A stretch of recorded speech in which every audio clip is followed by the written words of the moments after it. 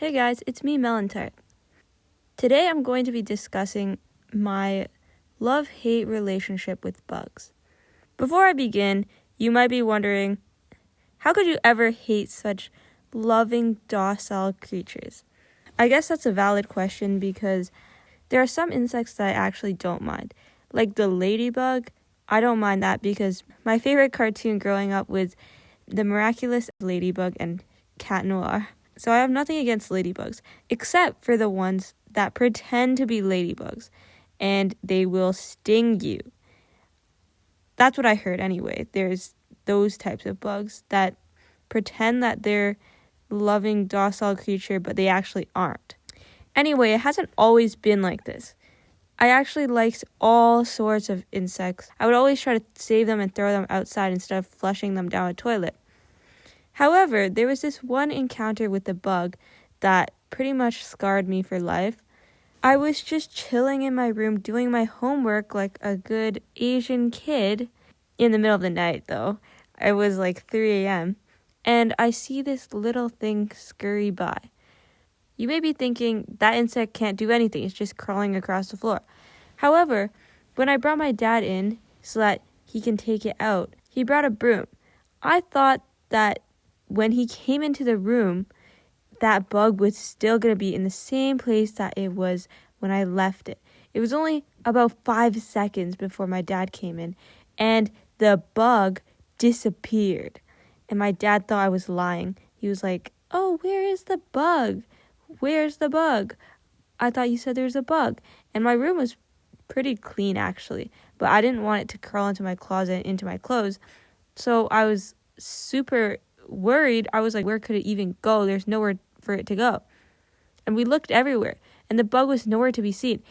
As soon as my dad left, the bug ran across the floor from God knows where, okay? It came out from nowhere, and I had to take the broom myself, and I had to smack it myself. And I think that traumatized me because I've never killed something before.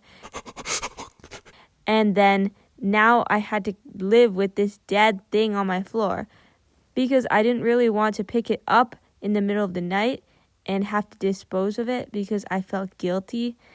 So I just left the little bug on my floor with its dead legs like scattered around the place. And when I entered the bathroom the next morning, I looked at myself before taking the tissue paper. I was like, wow, you are a cold-blooded killer.